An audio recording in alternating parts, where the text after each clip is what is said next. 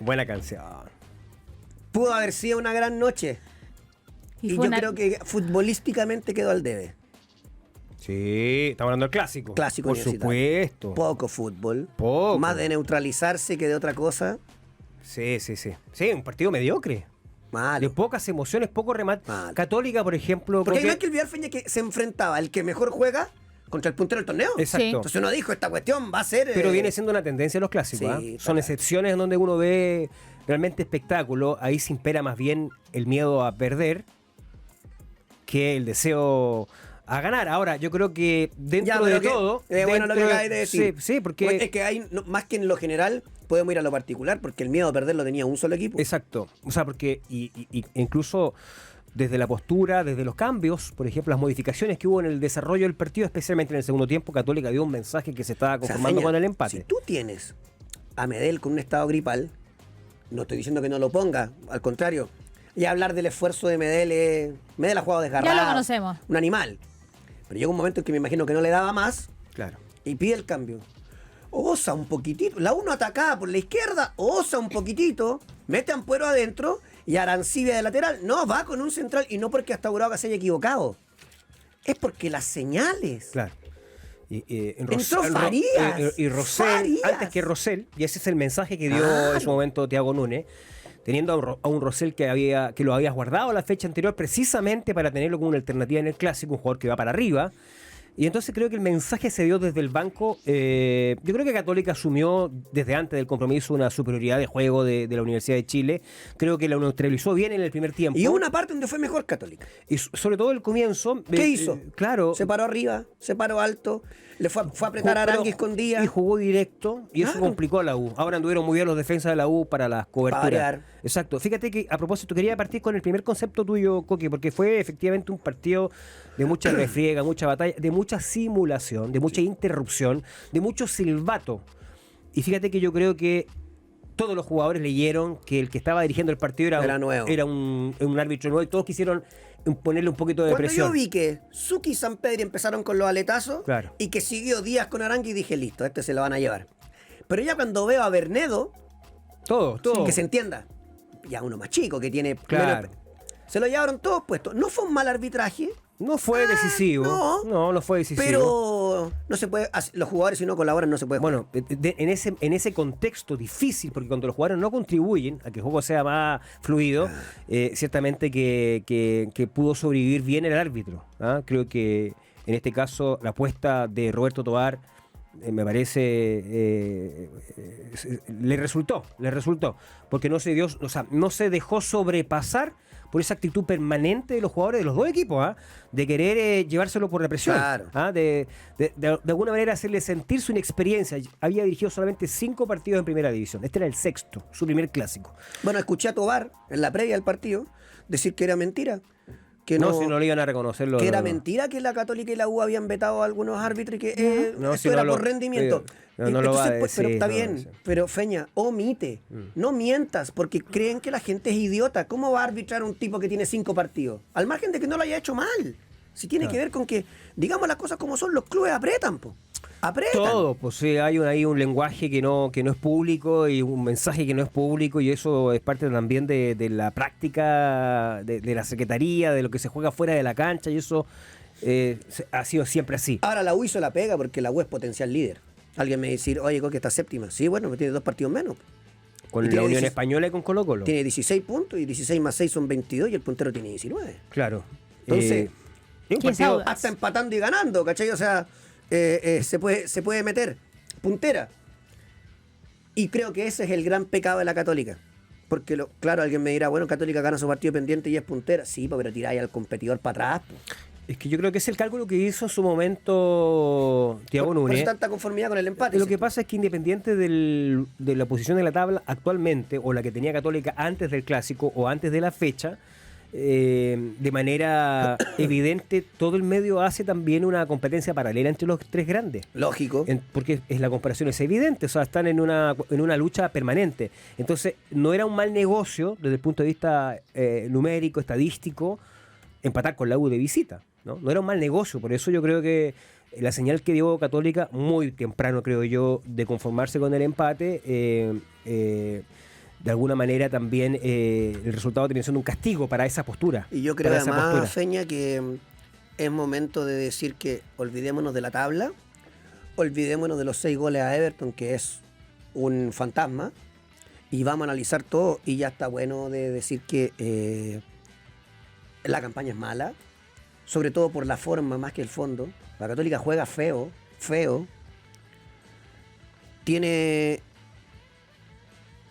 mal, para mí, mal tirado en la cancha los cupos. Digo, hay que empezar a exigir. Lo de Gentil, insólito. Lo de Suki, fíjate que Suki han dado todo, pero uno debe ir a exigirle más. Creo que Valencia es el único que se salva, San Pedro es chileno. O sea, ya más no habría que discutirlo.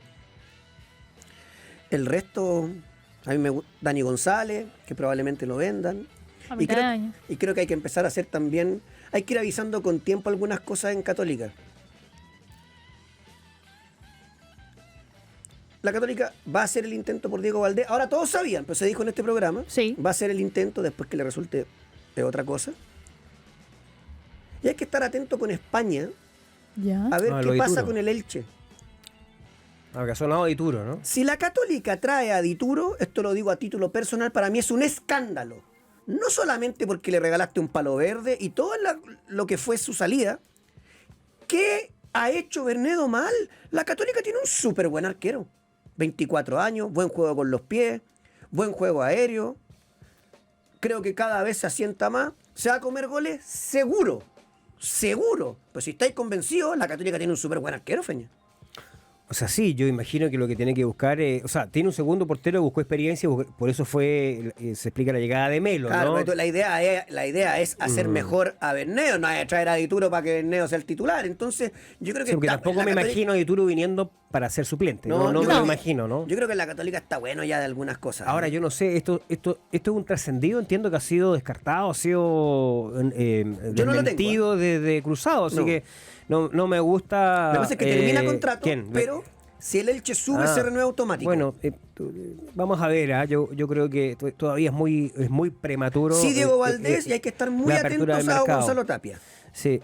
Ahora, te digo, Feña. Ahora, espérate, quería decir algo, que esto lo conversamos, lo analizamos antes del Clásico. ¿Por qué? Porque Católica venía de su mejor expresión futbolística en toda la era Núñez. Esa victoria 6-0 que yo no la borro, yo creo que hay ahí una base donde se puede crecer. Pero, ¿cuál fue el mensaje que dio Católica? Y lo dijo el propio Núñez antes del partido. Dijo que iba a adaptarse a estas cosas porque el rival es distinto. Y eso puede tener una lógica. Pero yo decía, que cuando te comienzas a preocupar excesivamente del rival independiente, que uno entiende que es un clásico, que hay una mirada, ¿no es cierto?, y una valoración de la capacidad del rival de la Universidad de Chile, pero había encontrado un punto Católica. Y creo que finalmente fue demasiado riesgo esa postura de cambiar, de tocar el equipo que te había funcionado, pensando mucho en función del rival. Creo que también fue un mensaje desde antes que dio Católica. Versus una Universidad de Chile que viene repitiendo su equipo partido a partido, Copa Libertadores, Campeonato. O sea, ya encontró el equipo ahí donde sí tiene una variante más en la ofensiva. Ahí hay una competencia abierta.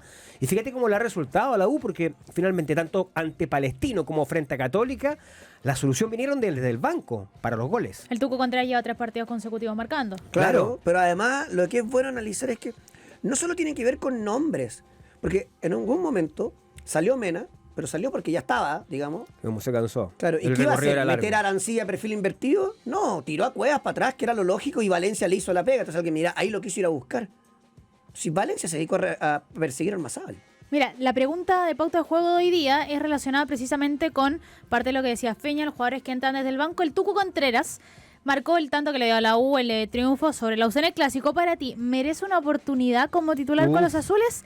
16% vota que hay que mantener a Di Llorio con Nico Guerra, ¿ya? Un 24% dice que antes que el Tuco, el que se tiene que sumar es Leandro Fernández, y un 60% dice que sí porque lleva 3 partidos consecutivos marcando. Sí, el tema es que queda claro por información, por declaraciones de Álvarez, por forma de juego, que Contreras es a Di Llorio como Guerra es a Leandro Fernández. Entonces yo creo que va a seguir siendo un jugador de recambio. Sí creo que es momento de decir, oye, ¿sabéis qué? ¿Y si vuelve Lea Fernández a su posición de titular? Porque Guerra se desinfló.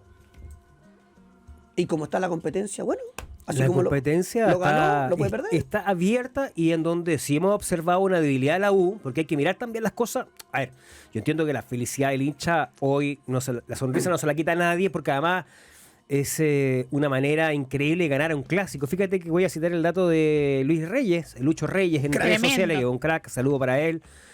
Este es el gol más postrero de la historia de la U, el gol más tardío. ¿Ah? En ningún partido oficial la Universidad de Chile había marcado un gol en el minuto 97, porque fue en el minuto 97. No, sí, partió la Fue- Católica y sacó el partido. Se acabó, si fue la última jugada. Junto con el error de Tomás Astaburuaga, que creo que se apura y hay una falta de comunicación con el portero. No sé si no lo escuchó, No, es que hay una no cámara- sé si gritó o no gritó. Hay una cámara de atrás Donde donde se se ve- nota clarito como Bernedo le grita y después por eso que lo manda a la cresta. Pero a sus gestos, Astaburuaga se ve en la cámara como que no escucha, no Y sé. hay Hay una que manera de sacársela un justificarse. poco. Ahora, todo esto no justifica que hasta Uruguay tenga que pedir disculpas en Instagram. No, no, Sí, eso es otro subió tema. a sus redes Pero- sociales. Estamos locos de la cabeza. Iba a ¿Ustedes decir- creen que quiso embarrarla a propósito? No, Jamás. obvio. Pero también hay un mérito ahí de el Tuco Contreras. ¿Por qué? Porque él va a pura y de alguna manera lleva el error a Astaburuaga porque lo tiene de referencia, que atrás quiere resolver pronto, rápido. Y además hay una virtud, lo que ese zapatazo, o sea, se le puede ir perfectamente al tablero marcador. Y entonces, fue la pequeña diferencia que hubo en el Clásico. ¿Pero sabéis por qué va? Que lo conoce también. No, pero ¿por qué fue hinchar? Venía fresquito. ¿Qué? ¿Profundidad de plantel? Claro. Bueno, sí. A lo mejor Di Llorio, estoy inventando, dice. No, y bueno, la ya perdí. no voy, claro, exacto. Después es cierto, hay una pifia, le pega justo a Arancibia, lo que tú queráis. Dicho lo de hasta Uruaga, porque me parece es cierto. Sí. Hay que echarle un poquito más la culpa al técnico, porque eso era Ampuero para adentro y Arancibia afuera, a ver si lo va a atacar, porque el Tuco Sepúlveda había salido. Él en un momento alguien le pregunta, y se ve clarito en la imagen de TNT, dice, no, nada grave, me contracturé. O sea, pareciera que no es grave pensando en Copa. Estás hablando del Tucu Sepúlveda. del Tucu Sepúlveda. Sí, sí. Eh, Que, a ver, el primer tiempo tuvo harto trabajo. Los primeros minutos de la primera fracción del partido, creo que Católica, tal como tú señalas, concuerdo plenamente, supo anular. Esa es una de las virtudes de la U. El juego por fuera, lo que hace Ormazábal, lo que hace el Tuco Sepúlveda. Y le puso como contraestrategia tratar de atacar directo, en donde juegas muy, muy explosivo. De hecho, la única aproximación que tuvo Católica de riesgo fue un centro de cueva y un cabezazo desviado de Clemente Montes, de extremo a extremo. perdón, pareciera que es ocasión clarísima. La del primer tiempo. Sí, Clarísima. sí, lo que pasa Y es que Montes desvió. Ahora, Montes hizo un trabajo Pero- de irse por adentro muy importante. ¿Para qué? Para que no sobrara Arangui. Sí. Y fue encima de Marcelo Díaz. Que a todo esto, para que la gente entienda también cómo se dio el partido, cuando la Católica el segundo tiempo dijo, hasta aquí nomás llegamos, Díaz no salió. No, por día no salió, se fue llamativo. ¿Por qué? Porque vio la que Católica no atacaba. ya Así no lo que estaba mejor que maneje presionando. la pelota él, porque lo hace bien. Ya lo tenía la presión, Claro. ya lo tenía tanto desgaste físico para poder desmarcarse. Entonces, Católica lo invitó a la U a que mantuviera en el equipo a Marcelo Díaz. Ahora, Coque, en todo el partido, en los 90 minutos más los 7 de adición que dio después del partido de compromiso, Católica no pateó al marco. No, al Esa marco fue no, porque estadística. la de Montes se va por arriba. Por eso Por digo, fue clara. no pateó al marco. No, claro. No pateó al Muy marco. Y en el poco. segundo tiempo no llegó. Y por eso que son estas cosas que no entiendo. ¿Qué dijo Thiago Núñez después del partido? Dijo que está bastante satisfecho con el rendimiento del equipo. Cito, nos tocó jugar con un equipo que es líder en su grupo de la Libertadores, que al final no logró generar nada. Jugamos bien los primeros 30 minutos, tuvimos 2 chances claras de meter gol en el área chica. El gol de ellos no tiene conexión ninguna con el partido. Vimos un gol de ese pelotazo largo, fue cualquier cosa. El resultado debería haber sido un empate. Nos costó en el segundo tiempo salir de atrás para tener un buen juego asociado y no depender tanto del pelotazo de San Pedri. Pero además, él dice que se queda conforme, pensando en que debió haber sido empate. Sí. Claro. Pero si la Católica tiene que ir a ganarlo, es como que fuera la declaración de un técnico de un equipo chico. Y la Católica tiene que ir a ganarlo. ¿Por qué? Porque era la puntera. Dejáis a la U atrás. Claro. Y después estas cosas que uno dice de que será culpa O sea, nuestra, pero en el ¿no? fondo también te das cuenta que él estaba contento conforme con el empate. Claro, mira, ahí hay un comentario destacado Sketchers Fútbol en YouTube que dice: algo no menos del clásico es que Dani González por momento anuló a Di Llorio, lo marcó muy bien. Sí, Sí, Dani buen partido González, Daniel González. viene hace rato haciendo De hecho, la méritos transmisión, países, ¿ah? la transmisión Sí. oficial estaba eligiendo a Daniel González como la Hasta el figura del último minuto. partido. Y que Hasta debió cuando haber- vino... claro, gol de Tuco Contreras. Porque también jugó bien Nico Ramírez también. Muy bien. Era un debate entre defensas porque se habían anulado. Y después yo digo, será culpa nuestra, ¿no? Porque decisión institucional. Nadie habla con la prensa. Insólito. En Católica. Claro. Solo lo Thiago Núñez. La gente que no tiene la oportunidad de ir al estadio porque le tocaba a la U, entonces fueron 45.000 personas, ya voy a hablar de eso, a lo mejor quería escuchar a sus jugadores. No, yo creo que es una práctica que lamentablemente se ha ido imponiendo en los diferentes equipos. Le importa un comino atender a la prensa, se valen de sus redes sociales para expresar lo que sienten. Y es una manera también de, no sé, de bajarle el perfil a una situación. Esto a propósito también. Esta hay una generación de futbolistas, Coque, que convive permanentemente con las redes sociales. Para ellos, para estos jugadores, los jóvenes, los que están hoy actuando en la primera división, en las diferentes competencias profesionales, son muy distintos a los jugadores que me tocó en mi época. Claro, o pero los además atrás. se retiran y quieren todos comentar después, pues entonces... En medios. Chuta. Claro. En medio. Fíjate, es raro.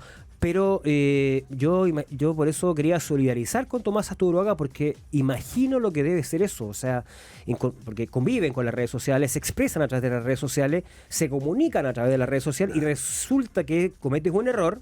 Porque esto fue un error, o sea, fortuito, nadie lo va a querer. Olvídate los mensajes que le llegaron. No, terrible. Entonces, que tenga que expresarse, pedir disculpas de alguna manera Increíble. a través de redes parece ya un exceso. Bueno, y Juan Tagle también le vi algunas historias, que es contento con él.